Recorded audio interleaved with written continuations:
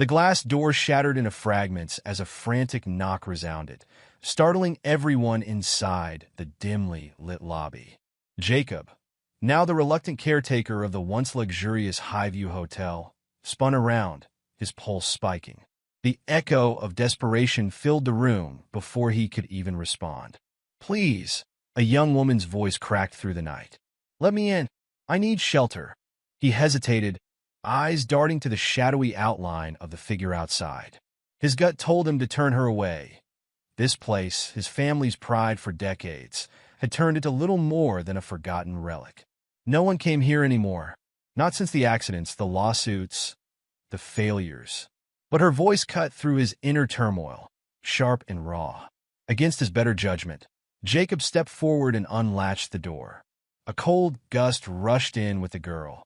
She was pale, trembling under a threadbare jacket, her hands clutching a tattered backpack.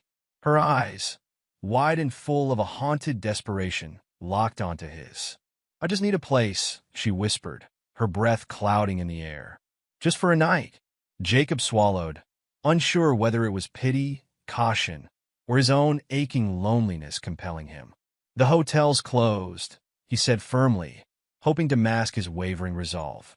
"There's nothing here for you." Her shoulders sagged, but she didn't back away. "I don't care. I'll sleep in the lobby if I have to." "Please." His jaw tightened, but he stepped aside, letting her in. "You can stay, but no promises it'll be comfortable." Jacob flicked the dim lobby lights back on, illuminating the once grand reception area. Dust hung in the air like a ghostly haze, and the faint smell of mildew lingered. The young woman stood awkwardly by the entrance, her eyes scanning the peeling wallpaper and tarnished brass fixtures. "Not exactly five-star accommodations," Jacob muttered, folding his arms. "It's perfect," she said, her voice barely above a whisper, but there was something in her tone that sounded genuine. "Perfect?" Jacob raised an eyebrow. "You've got low standards." She glanced at him, lips curving into the faintest smile. "I've stayed in worse places." For a moment, Jacob was taken aback. There was something unnervingly calm about her, as though she had been through more than her age would suggest. He shook it off, stepping behind the reception desk. "I've still got water and power running," he said, pulling a key from the rack. "Room 208 is clean. Bed's decent. No one slept there in a while, though." She stepped closer, hesitating. "I can't pay much." "Don't worry about it," he interrupted, sliding the key toward her. "Consider it charity. Just keep to yourself, all right?" Her face softened with gratitude, but she didn't say more. Gripping the key, she disappeared up the staircase, her footsteps echoing through the empty halls. Jacob watched her go, wondering what kind of trouble she was running from. The logical part of him screamed that this was a mistake, that she could be anyone, dangerous even. But another part of him, the part that still felt tethered to the hotel's once bustling past, found solace in her presence. The following morning, Jacob was startled awake by the sound of movement. He had fallen asleep on the lobby couch, a whiskey glass still balanced precariously in his hand. Groaning, he sat up, expecting the worst. The sound wasn't coming from outside, it was from inside the hotel. He crept toward the noise, wary but curious, and stopped short when he saw her. The girl was crouched near the reception desk, scrubbing the floor with a wet rag. A bucket of soapy water sat beside her. Her hair was tied back, and she worked with quiet determination, her lips pressed into a firm line. "What the hell are you doing?" Jacob asked, his voice cutting through the stillness. She jumped, startled, and then relaxed when she saw him. "It was filthy," she said simply, gesturing at the floor. "Figured I'd help clean up." "Cleaning?" Jacob repeated, incredulous. "This place is a lost cause. It's not worth the effort." "It's worth something," she replied, her gaze meeting his. There was steel in her voice now, a challenge he hadn't expected. "Places like this, they don't deserve to be forgotten." Jacob didn't know how to respond. For years, he'd avoided facing the hotel's decline, treating it like a wound too painful to tend to. Yet here was this stranger scrubbing away like it still mattered. "Suit yourself," he muttered, retreating back to his desk. But as the day went on, he found himself drawn to her quiet resilience. She cleaned relentlessly, wiping down windows, rearranging furniture, even polishing the brass handles on the front doors. By evening, the lobby looked almost alive. Jacob leaned against the counter, watching her as she finished sweeping the floors. "You're not just passing through, are you?" he asked, breaking the silence. She paused, glancing up at him. "What makes you say that? People who pass through don't care enough to clean?" Her eyes flickered with something he couldn't quite read. She set the broom down, brushing her hands on her jeans. "I needed a place to feel useful again," she admitted. "Is that so bad?" Jacob hesitated. "No, just unusual." A faint smile crossed her lips. "Maybe you should try it sometime. You might like how it feels." He didn't respond, but her words stayed with him. That night, as he sat alone in the dimly lit lobby, he caught himself imagining what the hotel used to be. Bustling guests, clinking glasses in the dining room, laughter echoing through the halls. And for the first time in years, he didn't feel entirely alone. The days turned into a pattern. The girl, whose name he finally learned was Elise, continued her self-imposed mission to restore the hotel, room by room. Jacob found himself joining in, albeit reluctantly at first. Together, they scrubbed away years of grime, patch-peeling wallpaper, and even managed to repair some of the broken furniture. "What brought you here, Elise?" Jacob asked one afternoon as they repainted the lobby walls. She hesitated, her brush hovering mid-stroke. "A lot of bad decisions," she said quietly, "and a need to start over." He didn't press her for more, sensing the weight behind her words. By the end of the week, the transformation was undeniable. The Highview Hotel, once a forgotten relic, began to look like a place with purpose again. Elise had even taken to placing fresh flowers in the rooms, a small but thoughtful touch that made the place feel alive. When the first unexpected guest arrived, a weary traveler passing through town, Jacob nearly turned them away. But Elise intervened, her confidence catching him off guard. "Stay," she said, her smile warm and genuine. "We've got a room ready for you." The traveler agreed, and soon, word began to spread. A week later, Jacob found himself staring at the bookings ledger, his hands trembling slightly. 3 names. 3 actual, paying guests were staying at the Highview Hotel. The impossibility of it struck him like a wave, leaving him speechless. "How?" he muttered to himself. Elise, dusting off an antique clock by the reception desk, glanced over at him with a smirk. "You're welcome." He shook his head, unable to suppress a small smile. "Don't get cocky. This could just be a fluke." "Maybe," she said, setting the clock down carefully. "Or maybe this place is finally waking up." Jacob leaned back against the desk, watching her. She had a way of speaking about the hotel as if it were alive, as if the faded walls and creaky floors held a soul of their own. He hadn't believed her at first, but now he wasn't so sure. The guests trickled in slowly at first, mostly travelers who had stumbled across the hotel while looking for something affordable and charming. Elise worked tirelessly to make each stay memorable, her innate warmth and attention to detail shining through in everything she did. One evening, after a particularly busy day, Jacob found her sitting in the dining room, a notebook open in front of her. "What's that?" he asked, sliding into the seat across from her. She held it up, revealing sketches and handwritten notes. "Ideas for the hotel." Jacob arched an eyebrow, leaning forward to inspect the pages. They were filled with diagrams for rearranging furniture, suggestions for themed weekends, and even recipes for homemade pastries to serve at breakfast. "You've been thinking about this a lot," he said, impressed despite himself. Elise shrugged, a faint blush creeping up her neck. "This place feels special, like it could really be something again. I just want to help." For the first time in years, Jacob felt a flicker of hope. "All right," he said slowly. "Let's try it your way." With Elise's ideas leading the charge, the hotel began to thrive. They worked late into the nights, often collapsing into laughter over burnt attempts at baking or mishaps while moving heavy furniture. Despite the hard work, Jacob felt more alive than he had in years. But as the bookings increased and the hotel regained its charm, the shadows of their past began to creep back in. One night, as they were locking up, Jacob found Elise sitting on the edge of the fountain in the garden. Her usual energy was gone, replaced by a quiet melancholy. "You okay?" he asked, sitting beside her. She didn't answer right away, her eyes fixed on the rippling water. "Do you ever feel like you're running from something?" Jacob stiffened. "Sometimes." Elise sighed, tucking her hair behind her ear. "I wasn't completely honest with you when I came here. I didn't just stumble across this place. I was looking for somewhere to disappear." Jacob stayed quiet, sensing the weight of what she was about to say. "I left a bad situation," she admitted, her voice barely above a whisper. "Someone I trusted hurt me, took everything from me. Coming here was my way of escaping, of trying to rebuild myself." Jacob's jaw tightened, anger bubbling beneath the surface. "If they hurt you, they don't deserve to have any hold over you now."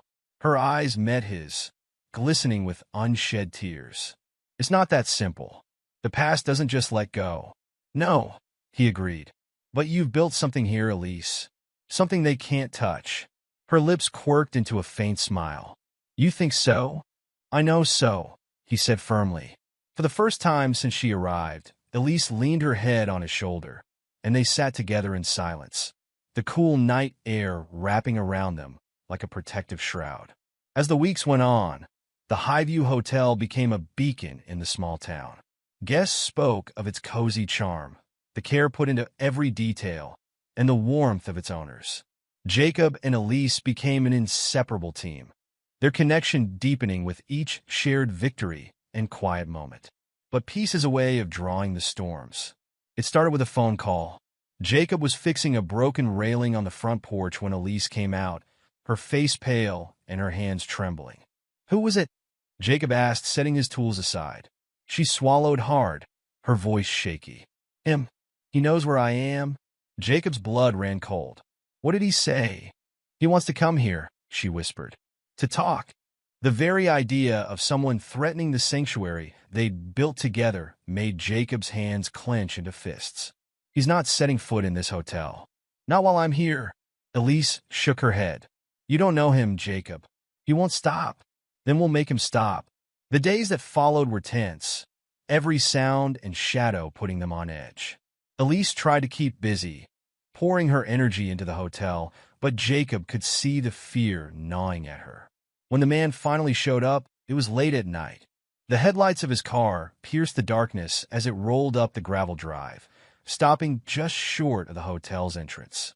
Jacob stepped out onto the porch, his heart pounding as a tall, broad-shouldered figure emerged from the car. The man's face was sharp and cruel, his eyes cold as they fixed on Jacob. "Where's Elise?" he demanded, his voice low and menacing. Jacob didn't flinch. "She doesn't want to see you." The man took a step forward, his jaw tightening. "That's not your call to make." "Actually, it is," Jacob said, standing his ground. "You're trespassing. Leave now, or I'll call the cops." The man's lip curled into a sneer. "You think you can protect her? You don't know who you're dealing with." "Try me," Jacob shot back, his voice steady despite the adrenaline coursing through him. Inside, Elise watched from the window, her breath hitching as the confrontation unfolded. She wanted to run, to hide, but something about Jacob's unwavering stance rooted her in place. For the first time in a long time, she felt safe. Jacob stood firm, his fists clenched as the man approached, his shadow long under the dim porch light.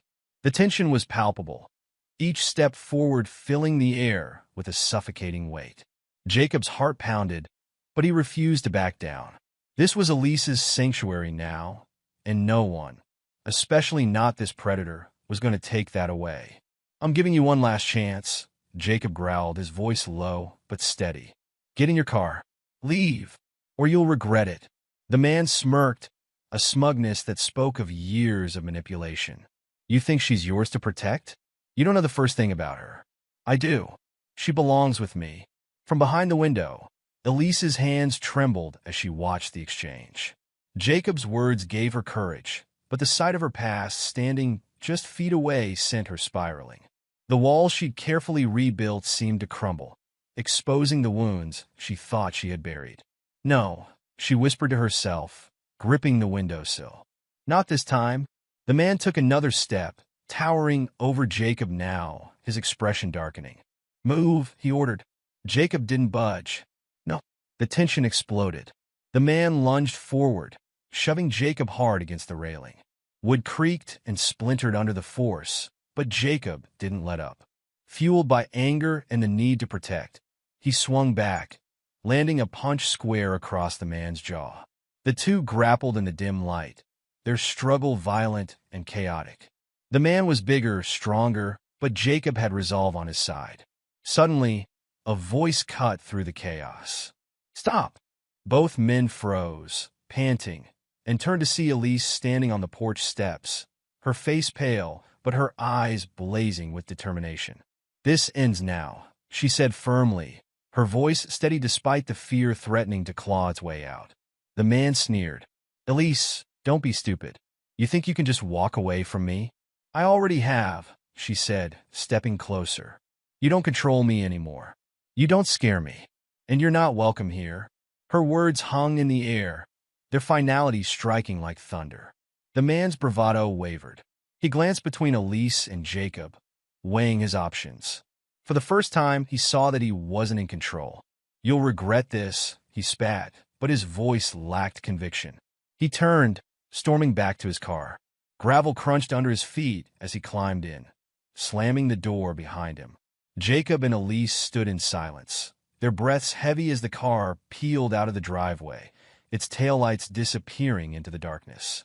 Inside the hotel, Jacob collapsed onto one of the lobby chairs, rubbing his sore shoulder. Elise followed, sitting across from him. For a moment, neither spoke, the weight of what had just happened pressing down on them. "You didn't have to do that," Elise said finally, her voice soft but filled with gratitude. Jacob looked at her, his expression serious. "Yes, I did. You deserve better than to keep running. And I'm not about to let someone like him take this place away from you." She smiled faintly, tears pooling in her eyes. "Thank you." They sat in silence for a while, the hotel quiet around them. Despite everything, a sense of peace began to settle. The days that followed were transformative. Elise, no longer burdened by the fear of her past, threw herself into the hotel with renewed purpose. Jacob worked alongside her, their bond growing stronger with each passing day. Word about the Highview Hotel continued to spread.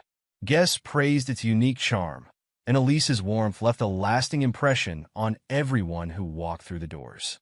Jacob, once reluctant to even step into the building, found himself thriving in the role of caretaker and partner. One afternoon, as they prepared for another busy weekend, Elise stopped Jacob in the hallway. "I've been thinking," she said, her voice hesitant but hopeful. "Dangerous," Jacob teased, though his smile was genuine. She rolled her eyes. "I'm serious. I think I want to stay here." "For good?" Jacob blinked, surprised. "You mean that?" She nodded. "This place saved me. And so did you. I want to keep building this, together." For a moment, Jacob was speechless. Then he grinned. "I can't think of anyone I'd rather do this with." Months passed, and the Highview Hotel became a beacon of hope, not just for travelers, but for the entire town. Its story, a tale of redemption and resilience, drew attention from local media and even a few travel blogs. Bookings surged, and Jacob and Elise worked tirelessly to maintain the personal touch that had made the hotel so special. One evening, after the last guest had retired to their room, Jacob found Elise sitting on the garden bench, looking out at the stars. He joined her, the night air crisp and cool. "You've been quiet," he said, nudging her shoulder gently. She smiled, leaning against him. "Just thinking about how far we've come. When I first got here, I didn't think I'd stay more than a night. And now this is home," Jacob finished for her. She looked up at him, her eyes soft. "Yeah, it is." For a moment, they sat in comfortable silence, the sounds of the night surrounding them. "Elise," Jacob said quietly, his voice filled with emotion. "You've changed my life. This place, it wasn't alive until you walked in. I wasn't alive until you walked in." Her cheeks flushed, and she reached for his hand. "I think we saved each other." Jacob smiled, his heart full. The Highview Hotel thrived, not just as a business, but as a testament to the power of second chances.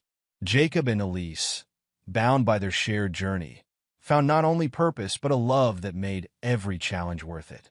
And as the stars shone brightly above the hotel that night, it was clear that the story of the Highview wasn't one of endings. It was just the beginning.